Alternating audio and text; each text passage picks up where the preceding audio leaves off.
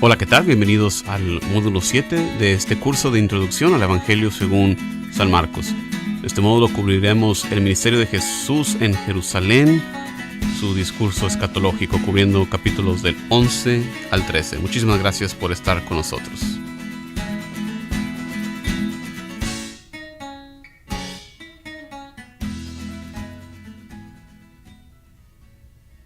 Bendito sea Dios que nos trae ante su presencia para meditar de sus misterios en su sagrada palabra en la Biblia. Estamos en el capítulo 11 de este Evangelio de San Marcos que hemos estado considerando, con la entrada de Jesús a Jerusalén. Hasta este punto del Evangelio, Jesús se ha cuidado, ha estado muy cuidadoso de que no lo consideren como un rey. Pero ahora, hacia el final de su misión, lo permite. Vemos en los versículos del 1 al 11, con la entrada de Jesús, cómo se cumplen varias cosas. Cómo viene Jesús de Betfagé, del Monte de los Olivos, donde sacan el aceite de la unción. De ahí iba a venir el Mesías. El profeta Zacarías también nos había profetizado la entrada de este Mesías en su capítulo 9, versículo 9 de su libro. Nos dice cómo el rey iba a llegar montado en un burro, humildemente, cómo Jerusalén iba a saltar de júbilo. Y es lo que estamos viendo aquí cumplido por el Evangelio de San Marcos. Otra cosa que también apunta a esta entrada de Jesús en Jerusalén, como Salomón, cuando fue coronado, él también entró en la ciudad en un burro. Esto lo podemos ver en el primer libro de Reyes, capítulo 1, versículo 33. También podemos meditar en quiénes son los que aclaman a Jesús, porque más después vamos a ver en su pasión cómo muchas personas están pidiendo su muerte. ¿Cómo podemos reconciliar esto? Bueno, según muchos biblistas, no se trata del pueblo quien está aclamando a Jesús, sino sus propios seguidores. La gente, la población de Jerusalén, al igual que en la Navidad, cuando llegan los Reyes Magos a preguntar, la población está como ciega a lo que está pasando. No saben. Aquí también la población de Jerusalén pues no lo reconoce. Son más bien sus seguidores los que lo aclaman. Otra cosa que Jesús está aquí cumpliendo, que nos está mostrando, es una prerrogativa del rey, el de mandar transporte. El rey del reino pues puede pedir un medio de transporte. Entonces es otra cosa que aquí Jesús nos está mostrando en su entrada triunfal a Jerusalén. En el versículo 12 tenemos este pasaje de la maldición de la higuera. Los especialistas en botánica nos dicen que las plantas de higo proporcionan fruto pues comenzando por ahí en junio, por lo que las palabras de Jesús parecerían tener un sentido un tanto alegórico. Y las palabras que nos dice aquí Jesús tienen conexiones con las palabras del profeta Oseas en su libro capítulo 9, versículo 16, que nos dice: su raíz seca, ya no darán más fruto, aunque den a luz, haré morir el tesoro de su seno. Las palabras de Jesús también nos recuerdan a la imagen que nos ofrece el profeta Miqueas en el contexto de Dios buscando algo que comer. Marcos aquí nos dice que Jesús tenía hambre y cómo la infidelidad de Israel no le ofrecía nada. Esto por ahí del capítulo 7, versículo 1 del profeta Miqueas. Jesús, hermanos y hermanas, había venido entre su propio pueblo, los judíos, hambrientos de encontrar fruto de santidad y de buenas obras. Pero todo lo que encontraba eran prácticas externas. Encontraba hojas sin frutos. Del mismo modo, cuando entra en el templo, reprende a los presentes por convertir ese templo de Dios, que estaba destinado a ser una casa de oración, en un lugar de comercio. San Bede, un comentarista también de la Biblia, nos dice: así que tú, si no quieres ser condenado por Cristo, guarda contra ser un árbol estéril, ofreciendo a Jesús, que se hizo pobre, el fruto de la piedad que Él espera de ti. Más después, cuando pasa por ahí Jesús, se observa que lo que había predicho se cumplió. Jesús también les ofrece una enseñanza sobre la fe y la oración, algo que ya había hecho anteriormente en el capítulo 9, cuando habló de la necesidad de oración para sanar al poseso. Pasamos al pasaje ahora de la purificación del templo, empezando en el versículo 15 de este capítulo 11. Con la expulsión de los vendedores, Jesús actúa proféticamente, como los profetas del Antiguo Testamento. Por ejemplo, Oseas, llamado a proclamar la infidelidad de Israel y cómo Dios lo manda a casarse con una prostituta. Por ejemplo, como Isaías también proclama la verdad de Dios desnudo por 3 años, porque así desnudo los iban a deportar. Entonces él está en carne propia, está con esas acciones actuando pues de manera profética. Nos está enseñando el respeto que debemos tener a la casa de Dios. El versículo 16 nos da un vistazo de cuál era el problema. Dice el versículo 16, que los vendedores no permitía que nadie pasara por el templo llevando cosas. O sea que su presencia ahí impedía que entrara la gente. Imagínate que el día de hoy, como a veces vemos afuera de las iglesias, ¿verdad? Personas que venden sodas o elotes o paletas o lo que tú quieras. Imagínate que se pasaran pues adentro del templo y no dejaran que la gente saliera o entrara libremente. Esto es lo que está pasando aquí, para que te des una idea. Este pasaje también, reflexionándolo bien, nos enseña que las emociones humanas, a veces pensamos que las emociones humanas deben de ser controladas, o a veces pensamos que emociones como el enojo son malas. Y no, ante una injusticia como esta, la reacción propia, la emoción propia humana debe ser enojo, debe ser la ira.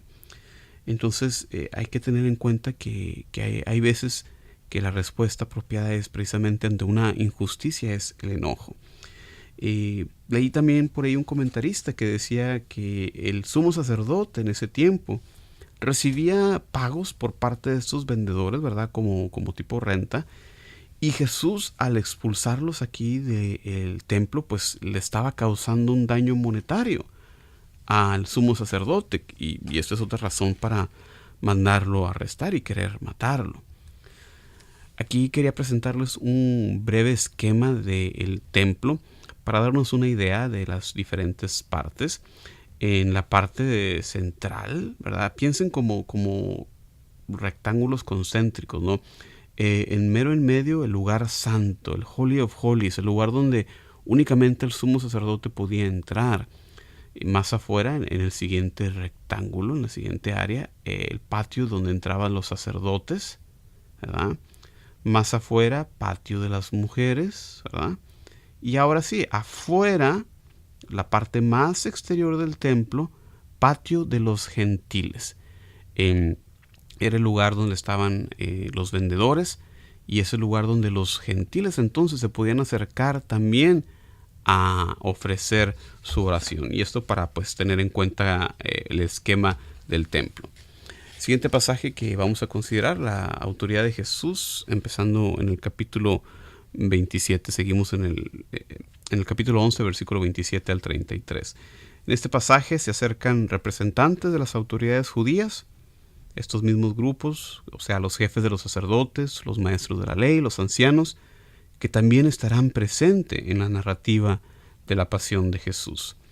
Marcos aquí nos muestra a Jesús desde un principio del Evangelio actuando con autoridad. Recuerda, por ejemplo, en el capítulo 1 de Marcos, versículo 22, cómo la gente se asombraba porque Él les enseñaba con autoridad. Los actos de Jesús, su predicación, sus milagros, sus curaciones, demuestran plenamente su autoridad. Pero los dirigentes, los gobernantes, las autoridades judías, ven esto entonces como un desafío a su propia autoridad. Lo que está haciendo aquí Jesús le está afectando a ellos directamente como líderes del judaísmo. Por eso es tan importante para ellos esta cuestión de la autoridad. Jesús, con su pregunta, les muestra la poca autoridad que ellos tienen en realidad. ¿quién envió a Juan a bautizar? ¿Dios o los hombres? No saben cómo contestarlo. Porque si contestan de una manera, están diciendo que sí, en realidad Juan el Bautista tenía una autoridad, pero pues entonces ¿por qué lo mataron? ¿Verdad? Entonces no había manera de salirse de eso y demuestra cómo ellos no tenían autoridad alguna. Debemos nosotros también reflexionar cómo usamos la autoridad en la iglesia, si es que tenemos algún cargo, si es que tenemos algún ministerio, alguna posición. Así como también si hablamos en contra de alguien, ¿verdad?, que abuse su autoridad. Hay que ser como Jesús, ¿verdad?, y tener ese valor también de denunciar a alguien que esté abusando de su autoridad. Entrando en el capítulo 12, vemos la parábola de los ladrones malvados. Jesús comienza a enseñarles aquí. El mensaje de esta parábola es de un Dios paciente, que le manda a su pueblo pues mensajero tras mensajero, profeta tras profeta, hasta que finalmente manda a su Hijo, a quienes los encargados matan. Decididamente este mensaje va dirigido para los líderes del pueblo, los escribas, los fariseos, los maestros de la ley. Ellos son los descendientes de aquellos quienes rechazaron anteriormente a los profetas y ahora, en este tiempo, rechazan al Hijo amado de Dios. Marcos nos dice que ellos se dan cuenta que la parábola va dirigida para ellos. Otra razón más que tienen ellos para querer arrestar y matar a Jesús. Tenemos aquí en la pantalla la interpretación, ¿verdad?, de quién representa los caracteres de los personajes de esta parábola. Un hombre, bueno, Dios. La viña, la casa de Israel, estando cerca la ley, la cerca que estaban ahí tendiendo. La torre, se puede ver como el templo. Y los siervos, pues Moisés y los profetas. Y hermanos y hermanas, pues que esta condenación no caiga sobre nosotros, ya que Dios nos ha dado también muchas advertencias de boca de la iglesia, de boca de sus ministros, que no seamos como los hombres de aquel entonces que rechazaron a los enviados de Dios. También tenemos el siguiente pasaje en el capítulo 12, versículo 13, la pregunta sobre los impuestos. ¿Es lícito pagar impuestos? Y es que pagar los impuestos en aquel entonces, cuando estaban siendo gobernados por Roma, significaría reconocer la legitimidad del poder pagano de estos romanos sobre Israel. Se menciona aquí en este pasaje un denario, que sería el equivalente de un salario de un día, que tenía la figura ahí de Tiberio, del emperador. Y le presentan esta pregunta a Jesús, algo que para ellos sería imposible de contestar. Incluso entre los estudiosos de ellos era algo muy discutido y incluso llegó a ocasionar una revolución de un tipo llamado Judas el Galileo. Hay que recordar que entonces el pago de los impuestos era visto por mucha gente como una traición a la alianza con Dios. Irónicamente, en este pasaje, cuando Jesús pregunta si tienen una moneda, ¿verdad?, rápidamente alguien se le enseña. O sea, están discutiendo si es propio o no y se ve que mucha gente pues está cargando ya la moneda. La gente está viviendo la realidad donde ya pagan el impuesto, ¿verdad? Algo irónico.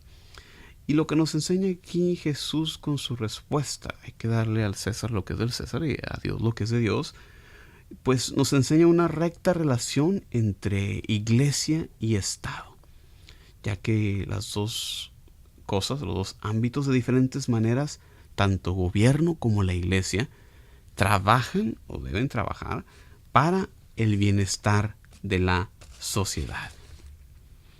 El siguiente pasaje que vamos a considerar es el pasaje sobre la resurrección. La pregunta que tenían unos saduceos sobre la resurrección, y es que los saduceos era una parte, era una secta, se puede denominar así, un grupo dentro del judaísmo que no creía en la resurrección, a diferencia de los fariseos que sí creían eso. Los saduceos eran personas de la alta sociedad, miembros de familias sacerdotales, aristócratas, cultos, ricos, y Ellos tenían en cuenta como Sagradas Escrituras únicamente los primeros 5 libros del Antiguo Testamento, o sea, la ley, la Torá, y no veían ellos ahí esta enseñanza sobre la resurrección, entonces no creían eso. Su pregunta, pues, un tanto absurda, ¿verdad? Un poco improbable.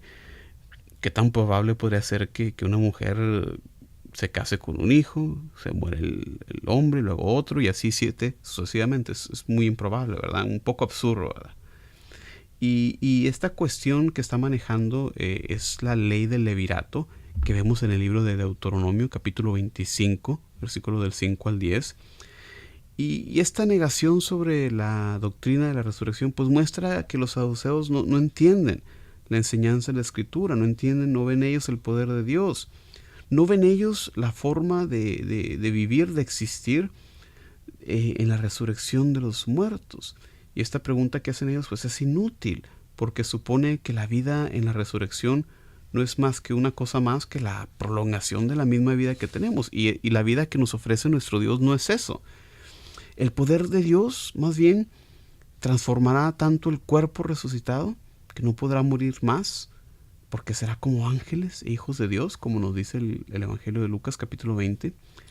Y esto lo vemos cuando Jesús nos enseña también sobre el matrimonio, ¿verdad?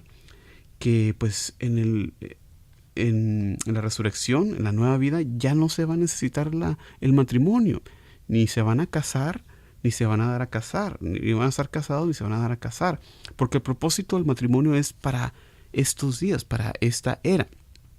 Para la nueva vida, para la nueva era, no hay necesidad de eso. El matrimonio es una institución terrenal para la conservación de la raza humana. En la resurrección, los hombres serán inmortales, serán como ángeles, con una cierta libertad sobre esta preocupación, y muchas otras cosas que nos preocupan aquí en la tierra, pues no van a existir cuando estemos en el cielo. Siguiente pasaje, el mandamiento más importante, empezando en el versículo 28. Aquí les presento el texto en hebreo de esta bella oración, la contestación de Jesús, de cuál es el mandamiento más importante. Escucha Israel, que en hebreo es Shema Israel, Adonai Eloheinu, Adonai Echad. Escucha Israel, el Señor nuestro Dios es uno. En este pasaje, un maestro de la ley cuestiona a Jesús, y nos damos cuenta que pues en realidad no eran malas las intenciones. No todos los líderes eran malos, no todos buscaban la ruina de Jesús, algunos sinceramente estaban buscando la verdad. Y entonces Jesús, a esa pregunta, ¿cuál es el mandamiento más grande?, contesta con esta oración que es central para el judaísmo, que sale del libro de Deuteronomio, capítulo 4. Oración que era la primera oración que todos los niños judíos aprendían. Los judíos la repetían en tiempos de Jesús 3 veces al día. Y muy importante, muy central para la fe judía. Entonces, aquí nos da Jesús esta respuesta. En el pasaje siguiente, del versículo 35 al 37, se discute la procedencia del Mesías, que quiere decir ungido. Hasta el momento son los líderes quienes cuestionan a Jesús, ahora Jesús los cuestiona a ellos. ¿Por qué dicen los maestros de la ley que el Mesías desciende de David? En el Antiguo Testamento, el Mesías, el ser ungido, se refiere a sacerdotes, profetas, reyes. Todos los reyes de Judá trazaban su descendencia al rey David. Después del exilio, los profetas del Antiguo Testamento expresan la esperanza de la restauración. Vemos como, por ejemplo, Isaías nos dice en su capítulo 11, un brote del tronco de Jesed, la raíz de Jesed, y Jeremías 23, levantaré a David como rama justa. Y aquí vemos en este pasaje del capítulo 12, versículo 35 al 37, cómo contesta Jesús con un pasaje del Salmo 110. El Señor dijo a mi Señor, ¿verdad? El segundo Señor aquí es el Mesías, con quien Jesús se identifica. el carácter misteriosamente trascendental del Mesías está indicado por la paradoja de ser hijo, ser descendiente de David. Y sin embargo, David lo llama su Señor. En el siguiente pasaje tenemos una crítica de los maestros de la ley, empezando en el versículo 38. Jesús aquí nos enseña a tener precaución de no ser hipócritas como los maestros de la ley. Exteriormente, tener el vestido que los identifica como personas estudiosas, conocedoras de los misterios de Dios, pero con una falta de fe que se demuestra en esos abusos en contra de las viudas. Siempre hay que cuidar que nuestro comportamiento sea congruente con lo que proclamamos. En el siguiente pasaje de la ofrenda de la viuda pobre, en el versículo 41 al 44, una vez más vemos esa hipocresía de los maestros de la ley y cómo Jesús contrasta esta hipocresía con el comportamiento de esta viuda pobre, que de lo poco que tenía lo dio todo. Vale más eso, darlo todo, aun cuando la ofrenda sea muy pobre. En el siguiente pasaje estamos entrando ya al capítulo 13, un anuncio de cómo sería destruido el templo. La admiración del templo por parte de los discípulos de Jesús es ocasión para que Él anuncie su destrucción. Y hemos mencionado, ¿verdad? Ya les enseñé un esquema, cómo el templo judío pues era una estructura pues bastante grande, bastante maravillosa. Y esta profecía se realiza, se cumple en el año 70, cuando Tito, un romano, general romano, conquistó Jerusalén. Los soldados romanos, cansados de que los judíos se rebelaran una y otra vez, prendieron fuego al templo. Y Tito, que quería conservar el templo, trató de apagar el fuego, pero no lo logró. Los muros que tenemos hoy, que sobreviven, son en sí los cimientos de ese edificio, parte del muro exterior. Del santuario en sí, del templo en sí, no quedó piedra sobre piedra. Alguna vez se intentó reconstruir el templo bajo el reinado del emperador romano Julián el Apóstata en el año 363, pero no se logró reconstruir, y desde ese entonces ya no ha habido ningún intento de reconstruir el templo. El siguiente pasaje menciona algunas señales antes del fin. Tan importante era el templo para los judíos que la destrucción del templo, pues ellos lo asocian, tanto los discípulos también, con el fin del mundo. Y pues en realidad la destrucción del templo de cierta manera presagia el fin del mundo. Y como lo mencionamos ya, la destrucción del templo ocurre pues una generación después de Jesús, mientras que pues el fin del mundo, pues aparte de Dios Padre, nadie lo sabe, ni los ángeles, ¿verdad? Jesús aquí en este pasaje nos ordena estar atentos a los signos de los tiempos, estar alerta contra falsos profetas, falsos predicadores. En el versículo 10 Jesús profetiza cómo el evangelio se proclamaría a todas las naciones antes del fin. Por eso muchos misioneros cristianos, como San Pablo por ejemplo, sentían una cierta urgencia en proclamar el evangelio. Por eso la iglesia continúa con esa misión evangelizadora. Esta predicción de ser entregados a las autoridades se cumple después de la muerte de Jesús, como vemos en los Hechos de los Apóstoles. Jesús de paso los alienta con la seguridad de que el Espíritu Santo estaría con ellos. Esto se cumple, claro, en el evento de Pentecostés.